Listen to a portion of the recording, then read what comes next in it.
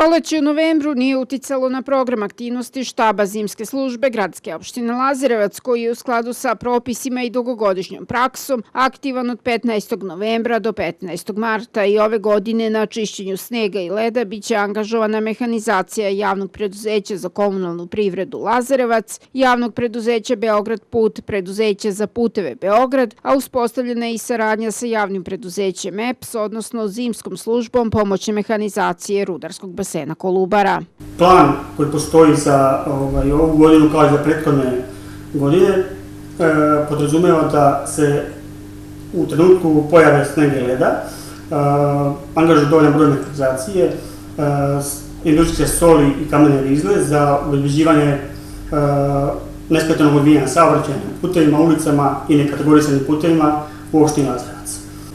Po najavi prvih padavina snega i leda, dežurstva će biti aktivirana u toj formi 24-časovnog dežurstva. Sama preduzeće koje sam pomenuo će biti u obavezi da nam izađu u susret kao i svih prethodnih godina.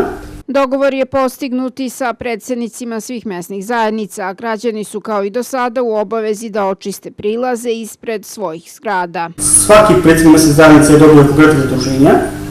Ja se nadam da u pitanju funkcionisanja samog štaba sa mesnim zajednicama neće doći do problema.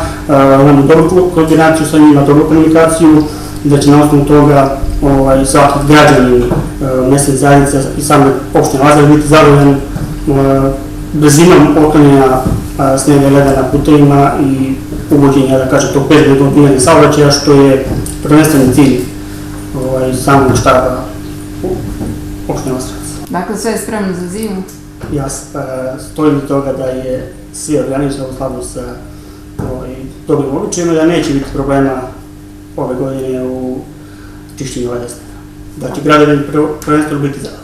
Adekvatna priprema zimske službe ima presudnu ulogu u efikasnom održavanju saobraćajnica tokom nepovoljnih vremenskih uslova. Lazarevački štab zimske službe po svemu sudeći spreman je za prve snežne padavine koje se prema prognozama meteorologa mogu očekivati tek u drugoj polovini decembra.